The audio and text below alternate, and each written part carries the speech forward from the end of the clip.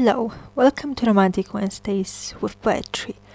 I'm Alisa Agnes, your host, and I believe it's time to get real and spill some tea or coffee. So today I have a little continuation of the cycle called Romantics. Today you will learn more about Unbelievably Romantic Poem and the Poem of Gratitude. So it will be full of history and just about Polish Romanticism, so you will feel like you've, I don't know, went to some kind of lecture about Polish Romantic era. So I hope you're ready for this, and at first I will read you the first poem called Unbelievably Romantic Poem, and later I will try to explain what it's about, and it's full of such things that may be very clear for a Polish reader, but for foreigners not really. So I will do my best to explain everything for you. So that's Unbelievably Romantic Poem. Sunny cold March, not only mine, also Chopin's. Beautiful parks and Lithuanian blue blood. Mickiewicz book. Court visited in May. Iridion, red ruins of castles, white forests, honey houses. Oh, I know I have a lot in common with tearful Polish romantics, dreamy romantics. So yep, that's it. That's Unbelievably Romantic Poem, and I simply wrote this about all those places I've visited in 2019 with my parents. I really wanted to go to all those places I've learned about during my studies, and they are all related to Polish romantics. And first of all, it was March. It was still kind of chill when I went with my parents to Frederick Chopin's manor house. I mean, it's this place where he was born before he moved to Warsaw, then to Paris. So that's why I talk about March and Chopin, because it's simply about the strip, and it's about March also because I was born in March and Chopin was born in March. So such a double meaning. And later we have beautiful parks and Lithuanian blue blood, Mickiewicz book. So Mickiewicz is the main Polish poet from the Romantic era. He was in fact Lithuanian, just like me, and that's why I talk about this in this poem. And it's simply all about such little connections with Polish romantics. So I hope you remember I talked about Mickiewicz previously, and about my Lithuanian roots, and and I don't want to repeat all of that, so I simply really recommend to come back to the previous episode if you haven't checked this out before, because it's simply the continuation of those thoughts. Well, beautiful parks. I don't know if you know, but romantic kind of park is the second most popular that exists to these days. The first one was so-called French garden, where everything is planned, and the romantic kind of park or garden is all about the wild nature. we let all those trees just, bloom the way they like. It's also about ruins of buildings which also had to appear in such places. It's all about this very specific landscape which just felt romantic to those people.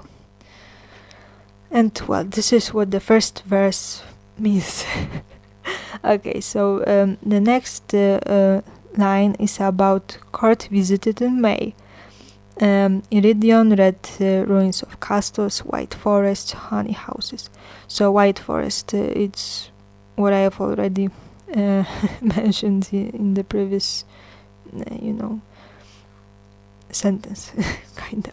So in May, I remember I went to the Museum of Polish Romanticism, and it's based in the place which is related to another very important Polish romantic writer, or simply poet. His name is Zygmunt Krasiński. He wrote Iridion, and that's why I mention this book here in this poem. It was very important to me because I had a presentation about this book during my romantic classes. Later we have Red Ruins of Castles, and as I've already said, it's very romantic when we see ruins, and it's a part of romantic landscape. And when you look at any painting from the romantic era, you can see that there were a lot of ruins, castles, old castles from the Middle Ages or something like that. And it's just what looked romantic to all those artists back then, and that's why I mentioned this here. But it's also important because I also went to few such castles in 2019 during all those little travels with my parents. And well, the phrase honey houses is about beehive. It was probably that manor house and all the that whole place really related to Zygmunt Krasiński. It was made of parks, so many buildings, gardens, and there was also a beehive, and there was something about bees out there. I mean, one of those expositions, if I remember this well, and that's why I mentioned this in this poem. So yep, I really recommend to go to this place. It's called Opinogóra. I hope you know how to type this, but if you just search for a Museum of Romanticism in Poland, then you should find this, because this place is literally called like that. And I really recommend to check out this place. It's really beautiful. And also there's also one interesting building, a little palace, which was dedicated to this poet's wife, and it was given to her on their wedding. And also he was the only romantic artist and writer, poet. He was very rich. And well, the next line is about what I already kind of mentioned, that I have a lot in common with Polish romantics. and it's about visiting all these places. It's about my roots, or simply the month of my birth. Yep, so I think that's all that I can tell you about this poem right now. So let's move to the second one, which is called The Poem of Gratitude. At first I would read you this poem, and later I will tell you a few words about this. And it's also full of history and things that need to be discussed and explained. The Poem of Gratitude. 1. A village leaves its rocky home. Clouds try to be as fast as them, and I'm genuinely thankful to you. So I write this little poem for you. 2. A village leaves its rocky home. Clouds try to be as fast as them. In wild gardens lovers run and have fun. Ugly kings are looking at them from heights. Mickiewicz is delighted by mountains of Crimea. Zygmunt is hugging his beloved Delfina. Słowacki sending lyrical letters to his mother. Cyprian is sending earthly facts on his poetry. And we, romantics, are really grateful. We leave our presents under your feet. I truthfully hope that you will remember us and quite often look back by the fireplace. So this is the poem of gratitude.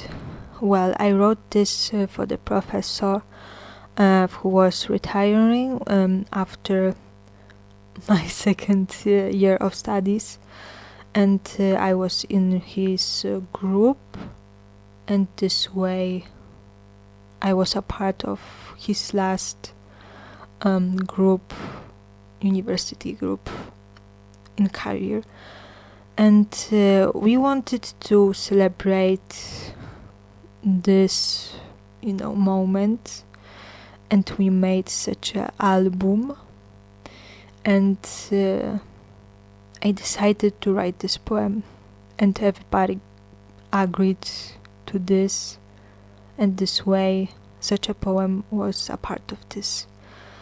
And well, it's just a translation of the Polish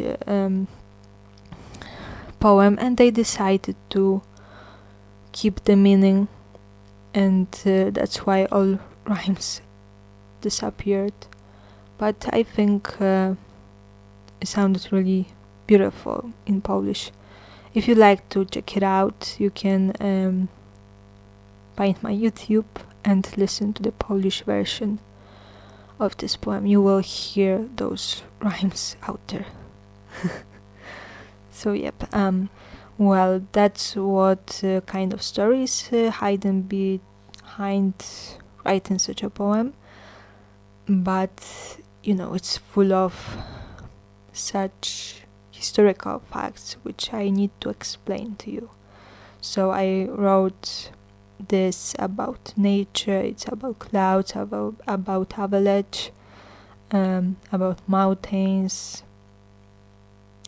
and I simply felt like it's a right kind of landscape to paint in this poem, because in one of Polish Romantics, which is not mentioned in this poem, was also the first mountaineer, and he was the first person who was fascinated about Polish Tatra mountains, and I found out about this during lectures and classes with this professor.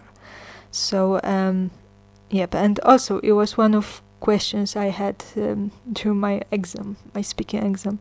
So but I don't know if I wrote this after the exam or before, but yep, that's how it looked like. So the second part of this poem is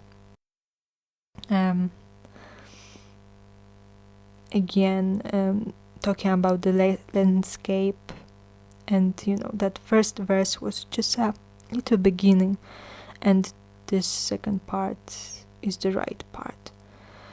It's about landscape, as I already said, about mountains, avalanche, clouds, and these two things kind of fight with each other, trying to be kind of first. So it's some kind of race. And then I talk about gardens, about lovers having fun. And I've already told you about white parks and gardens a few minutes before, so this is a reference to this as well. And later we have kings, which are looking at those lovers, looking down at those lovers. And why does it appear here? It's a really good question. Poland didn't exist anymore in the Romantic era, and it was divided into three parts, three different kingdoms, and I guess it's kind of reference to that hard time for Poland, So later we have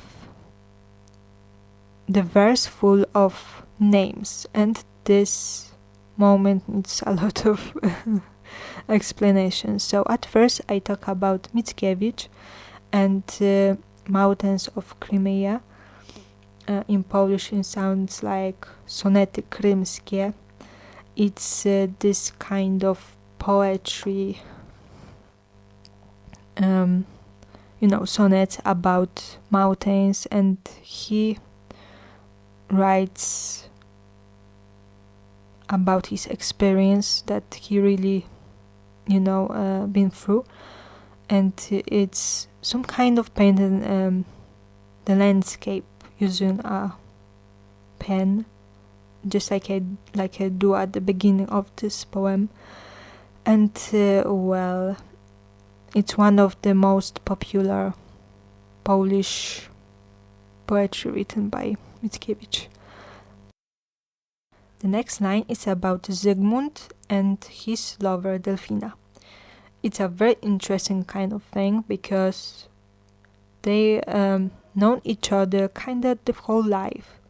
They met when they were still kids, and they both were aristocrats.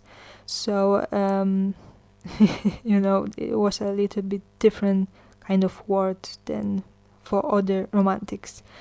But Delfina came from the family which was very rich and simply had power, even though Poland didn't exist anymore. But there were such families that were really powerful. And he was married, she was married to a man who also came from such a family. And Zygmunt also got married in the end. And all these marriages were kind of political, and they loved each other before those marriages and after those marriages. So they were the realest lovers, the most popular couple of lovers in Polish literature, I guess.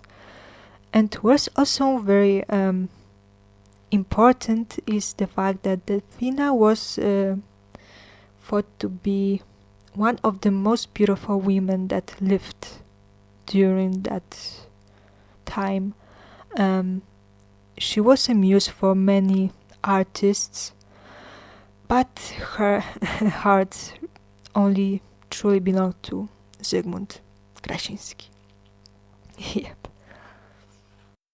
The next name is Słowacki, Juliusz Słowacki.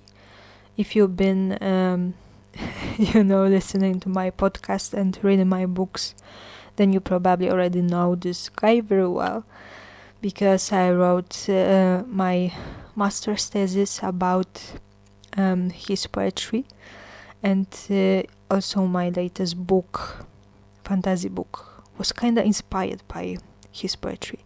So Juliusz Słowacki is the second very important poet after Mickiewicz, and he wasn't so popular as Mickiewicz during the Romanticism era, but he always felt like he was one of the greatest poets, and he felt like he deserves to stand next to Mickiewicz. But they kinda hated each other, and also Słowacki, just like Mickiewicz, had to leave Lithuanian lands, and they died in Paris. So these poets are also considered as poets from the emigration. Well, I mentioned here his lyrical letters to mother. He was writing very beautiful letters which were full of love and devotion to his own mother, and kind of it felt strange to some people even today, because who confesses love in such a very romantic way all the time, right? So some people felt like he was very high or something, but there is also this kind of research that I've read, and it's about the fact that Słowacki wasn't able to write anything if he didn't use any drugs or alcohol. Well, and maybe that's why his letters were so beautiful and written to his mother. But when it comes to his career, this person, his mother, is very important. And this is one of such things that I mentioned here. And also I need to add about Zygmunt Krasiński that he was very fast forgotten, while Juliusz Słowacki and his poetry was kind of discovered when the era which is called in Polish literature Young Poland. So during this era, Słowacki's poetry was discovered and he got very popular. He was the one of the main people who kind of ruled the world, even though he was gone a long ago, because Słowacki died in Paris when he was still very young, and he died for tuberculosis. It was the illness of the 19th century. Also Frederick Chopin died for this. So sometimes people didn't live long, but they left a lot of amazing books. And well, now the last romantic poet, which is called Cyprian Norwid. This is another poet who also lived in Paris, because it was impossible kinda to live and write Polish literature in Poland. In those old Polish lands which didn't exist on maps anymore.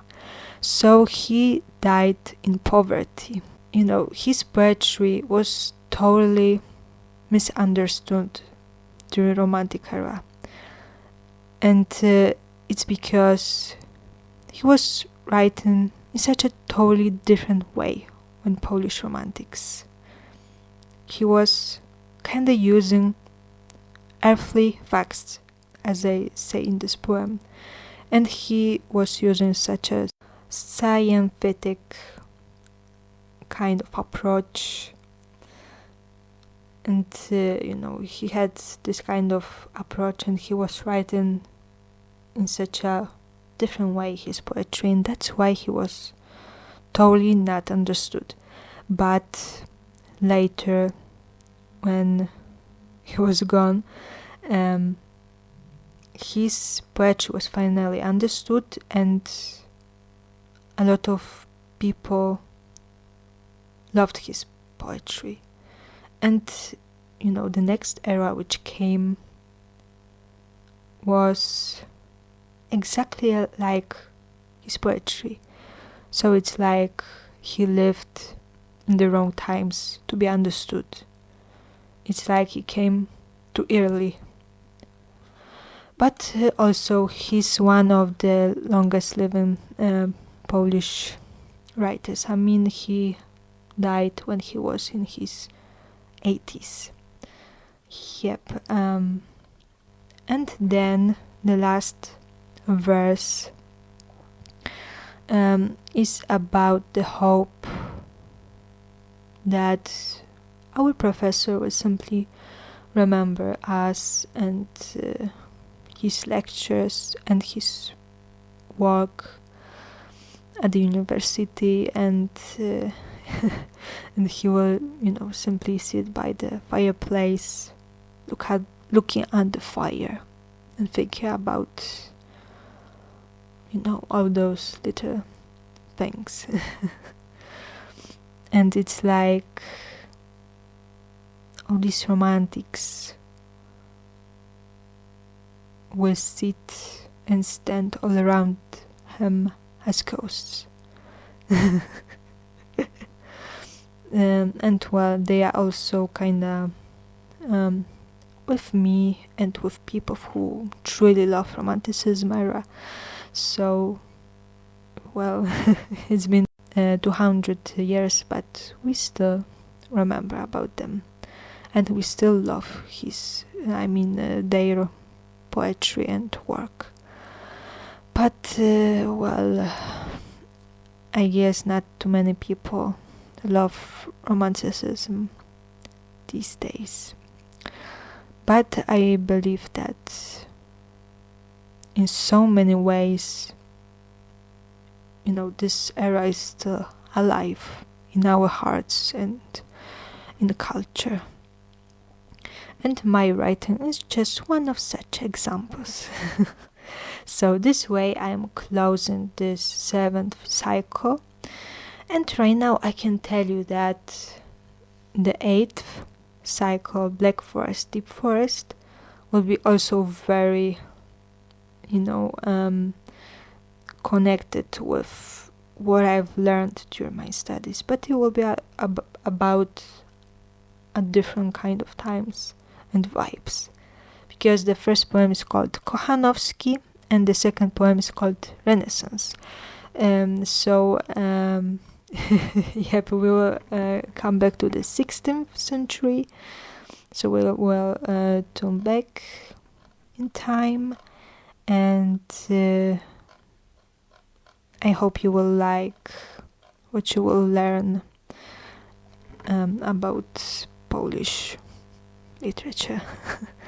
Well, my podcast started to look like some kind of lectures, but whatever, I hope you like this as well.